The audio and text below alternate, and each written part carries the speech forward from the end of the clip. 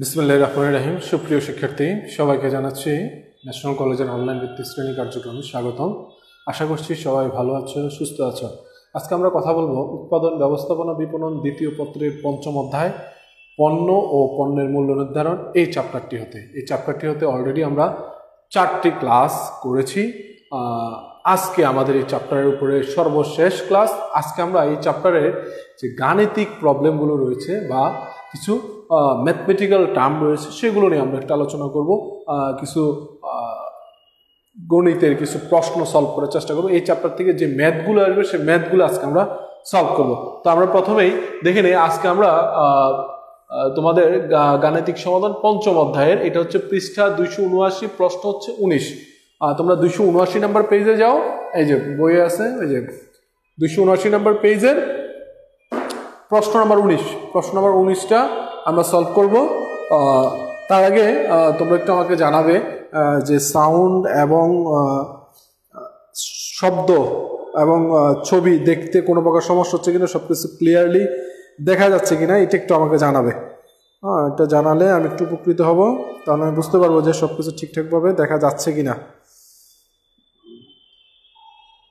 কেউ একটু আমাকে কমেন্টে জানাও যে সবকিছু ঠিকঠাকভাবে দেখা যাচ্ছে কিনা।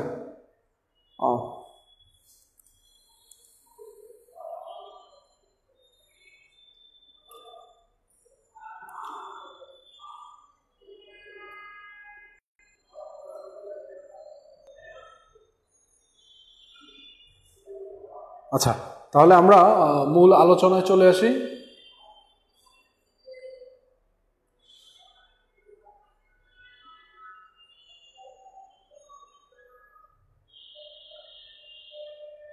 শব্দ কি শোনা যাচ্ছে?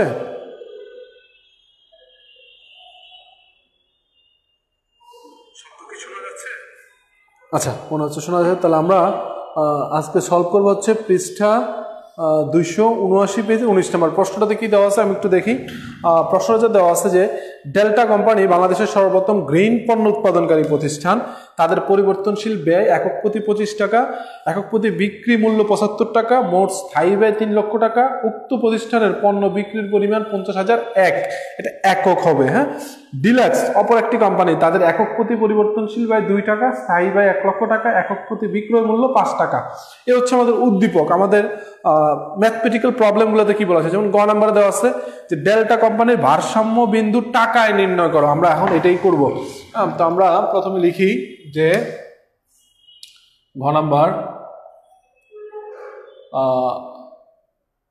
নিম্নে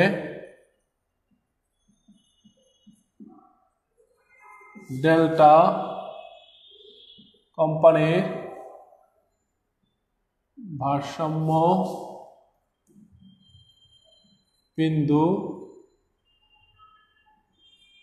টাকায় নির্ণয় করা হলো। আচ্ছা, তাহলে আমরা ভারসাম্য বিন্দু বা ব্রেক ইভেন পয়েন্ট, এটার একটা নাম আছে ব্রেক ইভেন পয়েন্ট। ভারসাম্য বিন্দু আমাকে বলছে টাকায় নির্ণয় করতে। ব্রেক ইভেন পয়েন্ট, এটাকে বাংলায় অনেক সময় ভারসাম্য বিন্দু বলে, অনেক সময় সমচ্ছেদ বিন্দু বলে, বা অনেক সময় সম আয় ব্যয় বিন্দু বলে। তার আগে আমরা এই ব্রেক ইভেন পয়েন্ট বা ভারসাম্য বিন্দু নির্ণয় করার আগে ভারসাম্য বিন্দু সম্পর্কে আমরা একটু জেনে নিই। ভারসাম্য বিন্দুটা কি? ভারসাম্য বিন্দুটা হচ্ছে এমন একটা অবস্থান, যেই অবস্থানে কোম্পানির মোট আয় এবং মোট ব্যয়টা সমান হয়। মানে যখন কোম্পানি একটা ভারসাম্য লেভেলে গিয়ে পৌঁছায়, এটা হচ্ছে কোম্পানির ফার্স্ট কাঙ্ক্ষিত লক্ষ্য। যে কোম্পানি চায় যে আমি এমন একটা জায়গায় অন্তত পৌঁছাই যেখানে আমার লাভ এবং ক্ষতি দুটো যেন সমান হয়। তার মানে হচ্ছে আমার মোট ব্যয় এবং মোট আয় দুটো যেন সমান হয়। আমি অন্তত লাভ করতে না পারলেও অন্তত আমার যেন লস না হয়। এই বিন্দুটাতে যে কোম্পানি যত দ্রুত পৌঁছাতে পারে, সেই কোম্পানি তত দ্রুত লাভের দেখা পায়, বা তত দ্রুত লাভ তারা করতে পারে বা ইনকাম করতে পারে। আচ্ছা, তো ভারসাম্য বিন্দু হচ্ছে কোন বিন্দু? যে বিন্দুতে কি হয়, আয় এবং ব্যয় কি হয়, সমান হয়। মানে এই বিন্দুতে এসে কোম্পানির টোটাল আয় এবং টোটাল ব্যয় কি হবে, সমান হবে, একটা ভারসাম্যের মধ্যে আসবে। এই জন্য এটাকে বলা হয় ভারসাম্য বিন্দু। আচ্ছা, তো ভারসাম্য বিন্দুর সূত্রে আমাদের বলা আছে যে স্থায়ী ব্যয়,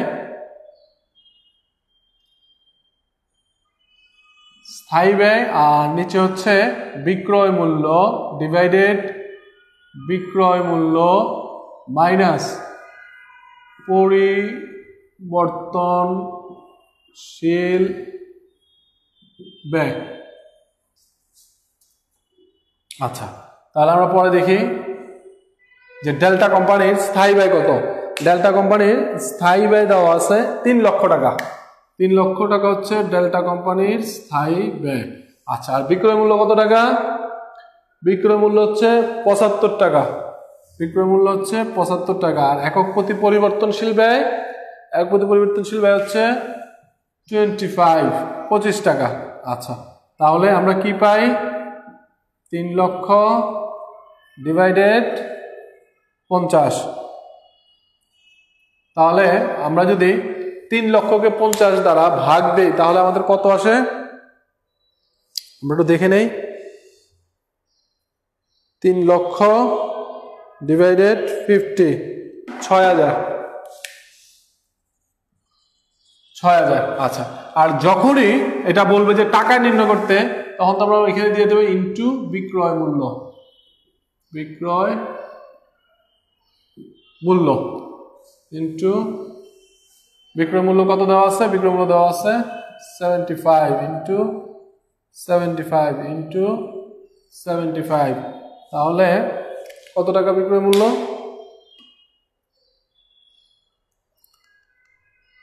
6000 গুণ 75, 4,50,000 টাকা। 4,50,000 টাকা। আচ্ছা, তার মানে কোম্পানি যখন 4,50,000 টাকা বিক্রি করতে পারবে তখন কোম্পানি কি করবে? সম আয় ব্যয় বিন্দুতে পৌঁছাবে। হ্যাঁ মিশাল, ঠিক আছে, মিশালের আনসার সম্পূর্ণ রাইট। 6000 একক। এখন এখানে একটা ব্যাপার আছে, ব্যাপারটা হচ্ছে এই যে এখানে তারা কিন্তু চেয়েছে হচ্ছে তোমার টাকায় চেয়েছে। এই জন্য হচ্ছে যে আমরা 6000 একককে কি করছি? বিক্রয় মূল্য দিয়ে গুণ দিয়েছি। একককে বিক্রয় মূল্য দিয়ে গুণ দেওয়ার ফলে কি হয়েছে? এটা টাকায় বের হয়েছে। তাহলে 4,50,000 টাকা যখন বিক্রি করবে প্রতিষ্ঠান, যখন কি করতে পারবে? এই যে ডেল্টা কোম্পানি, এই যে ডেল্টা কোম্পানি যখন 4,50,000 টাকা বা 6000 একক, 6000 হচ্ছে কি একক, এটা হচ্ছে একক, আর 4,50,000 হচ্ছে কি টাকা। 6000 একক বা 4,50,000 টাকা, 6000 একক বা 4,50,000 টাকা যখন বিক্রি করতে পারবে তখন কোম্পানিটা কি হবে? ভারসাম্য বিন্দুতে পৌঁছাবে। তার মানে হচ্ছে কি এই 4,50,000 টাকা বিক্রি করবে যখন, তখন তার মোট ব্যয় এবং মোট আয়টা কি হবে? সমান হবে। এই হচ্ছে আমাদের কিসের আনসার? গ নাম্বারের আনসার। আচ্ছা, এবার আমরা আসি ঘ নাম্বারে কি বলছে সেটা একটু আমরা দেখি। ঘ নাম্বার এখানে বলা হয়েছে যে উদ্দীপকে উল্লেখিত, আমাদের গ নাম্বার কিন্তু শেষ, এখানে 3 মার্কস, এটা কিন্তু কমপ্লিট।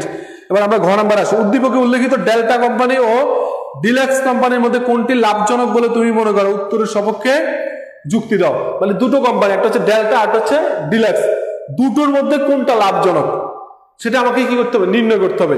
এখানে আমাদের মনে রাখতে হবে যে দুটো প্রতিষ্ঠানের মধ্যে যে প্রতিষ্ঠানের ব্রেক ইভেন পয়েন্ট কম সেই প্রতিষ্ঠানটাই লাভজনক, মানে ভারসাম্য বিন্দুটা কম। এই যে এককের দিকে, টাকায় না, এককের দিকে খেয়াল রাখতে হবে। যে যত দ্রুত ভারসাম্য বিন্দুতে পৌঁছাবে সে হচ্ছে তত বেশি লাভজনক প্রতিষ্ঠান। আমরা ডেল্টা কোম্পানি দেখলাম 6000 একক। সাপোজ যদি ডিলাক্স, আরেকটা কোম্পানি কি আছে? ডিলাক্স কোম্পানি যদি দেখি যে তাদের একক হচ্ছে 5000, তাহলে আমাদের মনে করতে হবে কি ডিলাক্স কোম্পানি লাভজনক, কারণ তারা 5000 পিস বিক্রি করলে কি হয়ে যাবে? ভারসাম্য বিন্দুতে পৌঁছাবে। আর তারা হচ্ছে 6000 পিস বিক্রি করলে ভারসাম্য বিন্দুতে পৌঁছাবে। যদি এমন হয় যে তারা ডিলাক্স কোম্পানির আনসার হচ্ছে 6500, তাহলে আবার কি ডেল্টা কোম্পানিটা ভালো। তাহলে আমাকে এখন কি করতে হবে? আমাকে এখন ডিলাক্স কোম্পানির ভারসাম্য বিন্দুটা নির্ণয় করতে হবে। আর ডেল্টা কোম্পানির ভারসাম্য বিন্দু তো আমাদের কাছে আছেই, তখন আমরা দুইটার মধ্যে কম্পেয়ার করে বলতে পারবো যে কোনটা লাভজনক আর কোনটা লাভজনক নয়। আসো আমরা ঘ নাম্বারটা সলভ করি। আচ্ছা, এই গ নাম্বার বুঝতে তো কারো কোনো সমস্যা নেই, আশা করি সবাই বুঝতে পেরেছ। এবার আমরা ঘ নাম্বারে আসি।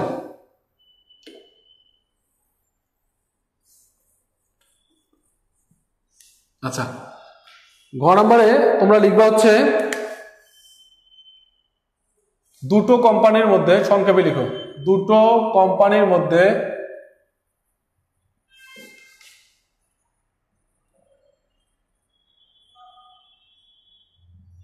কোনটি লাভজনক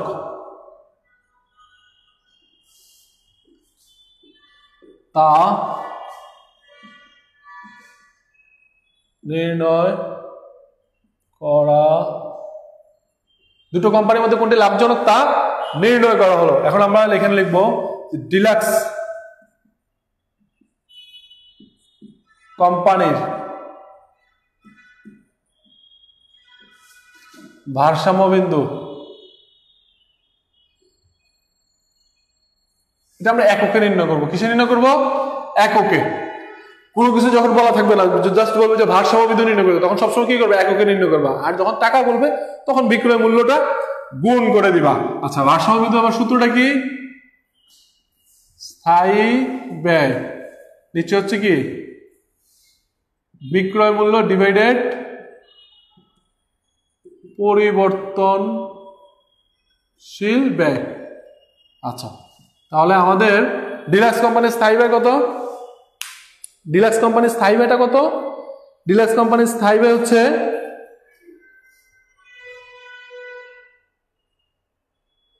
1 লক্ষ টাকা। 1 লক্ষ টাকা বিক্রয় মূল্য, ডিলাক্স কোম্পানির বিক্রয় মূল্য হচ্ছে 5 টাকা, পরিবর্তনশীল ব্যয় 2 টাকা। বিক্রয় মূল্য 5 টাকা, পরিবর্তনশীল ব্যয় 2 টাকা। তাহলে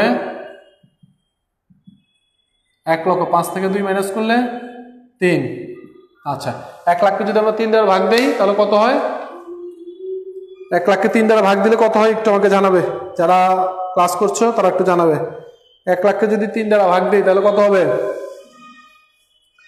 1 লাখকে 3 দ্বারা ভাগ দিলে কত হয়? যারা ক্লাস করছো তারা একটু জানাও আমাকে। 1 লাখকে যদি 3 দ্বারা ভাগ দেই তাহলে সেই ক্ষেত্রে কত হবে?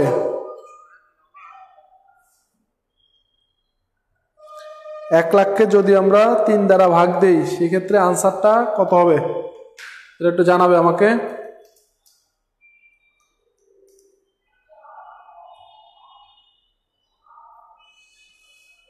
আচ্ছা, 3333। হ্যাঁ, ধন্যবাদ মিশাল। মিশাল আনসারটা দিয়েছে। আচ্ছা, তাহলে আমরা ওই দশমিকটা অ্যাভয়েড করবো। 3333 একক প্রায় লিখে দিব, যেহেতু দশমিক আছে আমরা এখানে প্রায় লিখে দিব। আচ্ছা, তাহলে ডিলাক্স কোম্পানির ভারসাম্য বিন্দু হচ্ছে এটা। আর ডেল্টা কোম্পানিটা কত? ডেল্টা কোম্পানির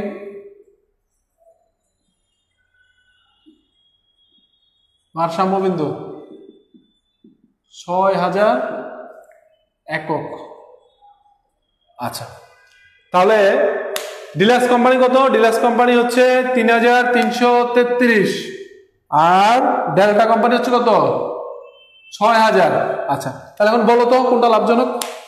বলো দেখি, কে বলতে পারবে যে কোনটা লাভজনক? 33,000। হ্যাঁ হ্যাঁ, এখানে একটু ভুল হয়ে গেছে আমাদের। আচ্ছা,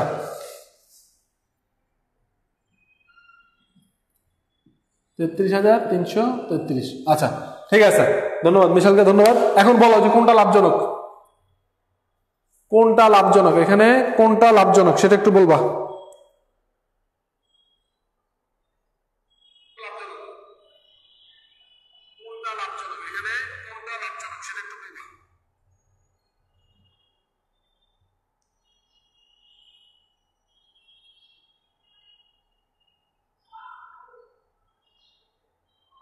হ্যাঁ, যারা ক্লাসটি দেখছো তারা একটু বলবে যে কোন প্রতিষ্ঠানটি লাভজনক আছে, ডিলাক্স না ডেল্টা? জাস্ট প্রতিষ্ঠানের নাম লিখলে হবে। ডিলাক্স কোম্পানি লাভজনক আছে না ডেল্টা কোম্পানিটা লাভজনক আছে? কোন কোম্পানিটা লাভজনক অবস্থানে রয়েছে?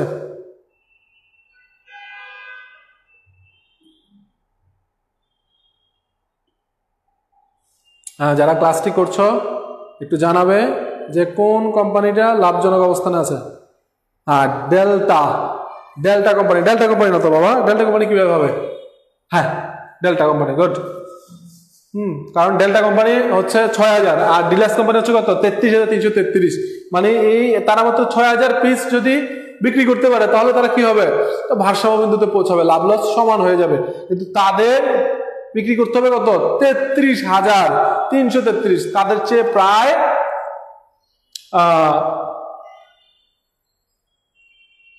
6 গুণ, প্রায় 6 গুণের কাছাকাছি, হ্যাঁ 6 গুণ পণ্য বেশি বিক্রি করলে তারপরে তারা এটাতে পৌঁছাবে। তাহলে আমাদের এটা আনসারটা কি লিখবো, যে দুটো কোম্পানির মধ্যে ডেল্টা কোম্পানি ভারসাম্য বিন্দু কম হওয়ায় আমরা মনে করি যে ডেল্টা কোম্পানি লাভজনক। বা তুমি আরো সংক্ষেপে বলতে পারো যে দুটো কোম্পানির মধ্যে ডেল্টা কোম্পানি হচ্ছে কি লাভজনক, দুটি কোম্পানির মধ্যে ডেল্টা কোম্পানি তুলনামূলক লাভজনক, কারণ তারা ডিলাক্স কোম্পানির অনেক পূর্বেই ভারসাম্য বিন্দুতে পৌঁছাবে। আচ্ছা, এই হচ্ছে আমাদের 19 নাম্বার প্রশ্নটা আমরা সলভ করলাম। এবার আমরা দেখি এই চ্যাপ্টারে আরেকটা ম্যাথ আমরা করাবো, আরেকটা ম্যাথ করালে মোটামুটি এই চ্যাপ্টারে 2টা ম্যাথ করলেই আমরা মোটামুটি অঙ্কগুলো পারবো। সেই ম্যাথগুলো কি, সেই ম্যাথটা হচ্ছে আমি বলে দিচ্ছি, পেজ নাম্বার হচ্ছে 279, ঠিক আছে, পেজ নাম্বার 279। আর ম্যাথের মার্কস আমি বলে দিচ্ছি, ম্যাথ হচ্ছে তোমার 21 নাম্বার, প্রশ্ন হচ্ছে 21, প্রশ্ন হচ্ছে 21, প্রশ্ন হচ্ছে 21 নাম্বারটা, ঠিক আছে।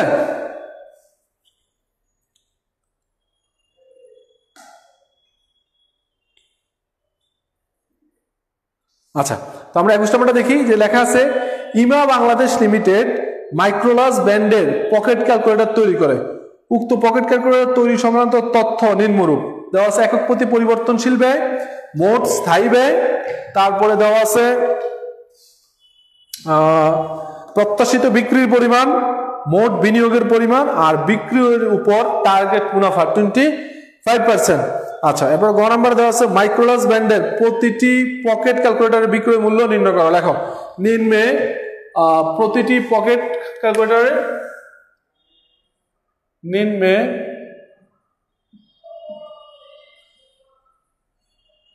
প্রতিটি পকেট ক্যালকুলেটরের বিক্রয় মূল্য নির্ণয় করা হলো। বিক্রয় মূল্য নির্ণয় করা হলো। আচ্ছা, বিক্রয় মূল্য সূত্রটা কি? বিক্রয় মূল্য সূত্র হচ্ছে বিক্রয় মূল্য ইকুয়াল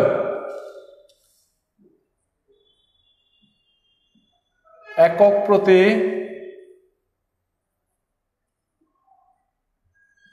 উৎপাদন ব্যয়।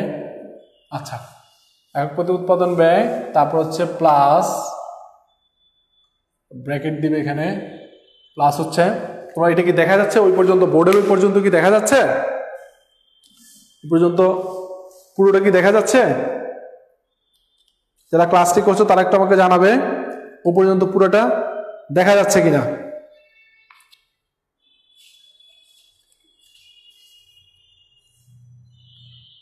মনে হয় দেখা যাচ্ছে।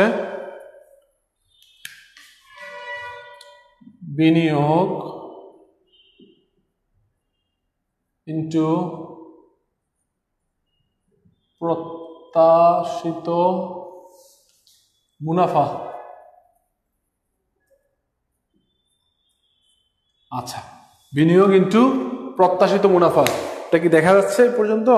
হ্যাঁ, কিছুটা।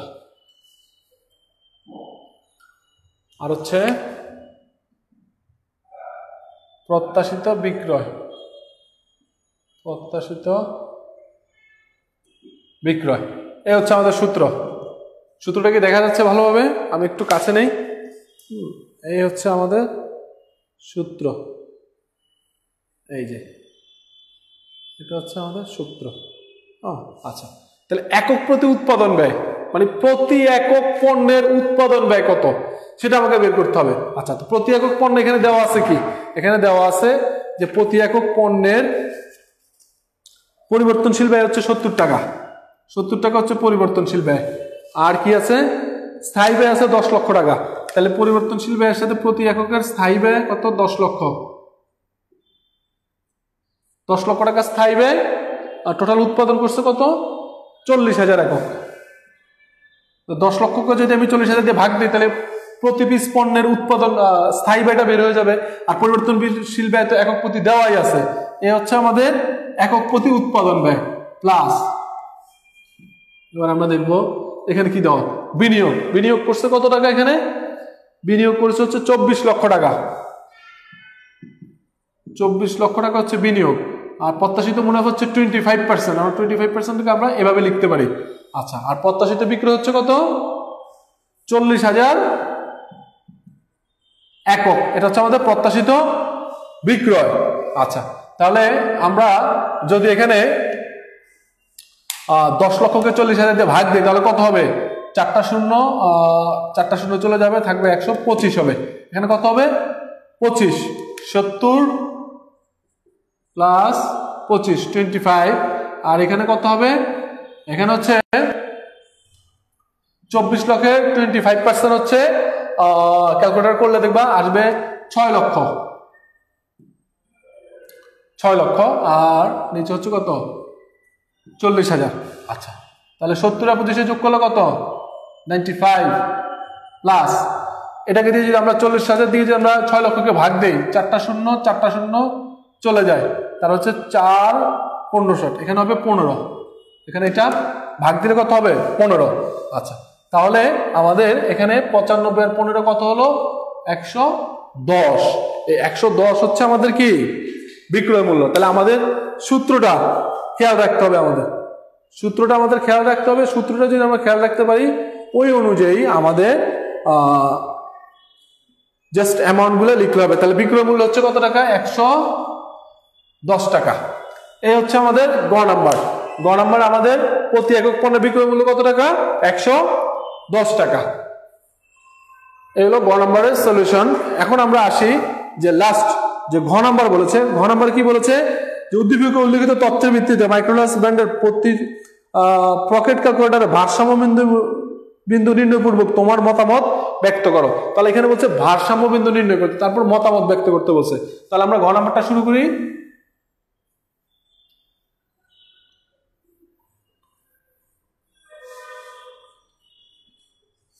ঘ নাম্বার লেখো যে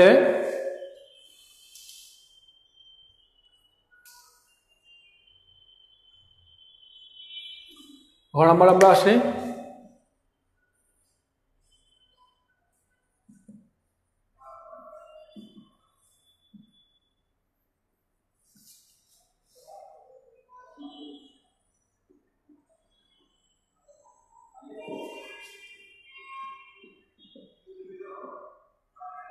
নিম্নে ভারসাম্য বিন্দু নির্ণয় করা হলো। তাহলে আমরা লিখবো এখানে ভারসাম্য বিন্দু। সূত্রটা কি? সূত্রটা হচ্ছে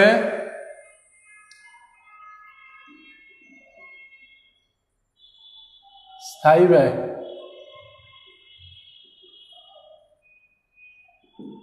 আর হচ্ছে বিক্রয় মূল্য মাইনাস পরিবর্তনশীল ব্যয়।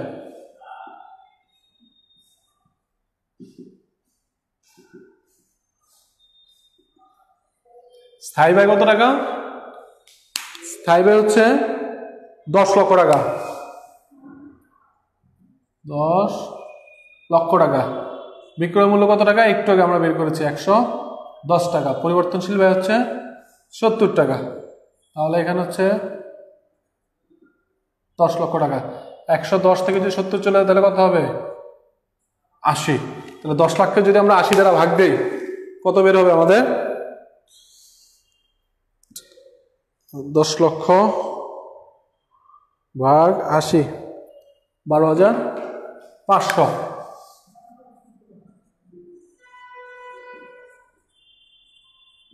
12,500 একক। তার মানে হচ্ছে কি 12,500 একক পণ্য যখন আমরা উৎপাদন করতে পারবো বা বিক্রি করতে পারবো, তখন আমরা কোথায় পৌঁছাবো? ভারসাম্য বিন্দুতে আমরা পৌঁছাবো। এটা হচ্ছে আমাদের কি ভারসাম্য বিন্দু। তাহলে আশা করি তোমরা ক্লাসটি বুঝতে পেরেছো। আমরা এই দুটো ম্যাথ করলেই এই চ্যাপ্টার থেকে যে কোনো ম্যাথ আসলে আমরা মোটামুটি কি করতে পারবো, সেগুলো আনসার করতে পারবো। তাহলে আগামী আমাদের আজকের ক্লাসটি এখানেই সমাপ্ত। আগামী ক্লাসে আমরা আলোচনা করবো, আগামী ক্লাস আমাদের কি বারে, আগামী ক্লাস হচ্ছে আমাদের আগামী মঙ্গলবার 4:10 আমাদের নেক্সট ক্লাস। সেদিন আমরা আলোচনা করবো ষষ্ঠ অধ্যায় পণ্যের বন্টন প্রণালী। পণ্যের বন্টন প্রণালী এই চ্যাপ্টার হতে আমরা আলোচনা করব। তো সেই পর্যন্ত সবাই ভালো থেকো, সুস্থ থেকো, সবার মঙ্গল কামনা করছি। সবাইকে আল্লাহ হাফেজ।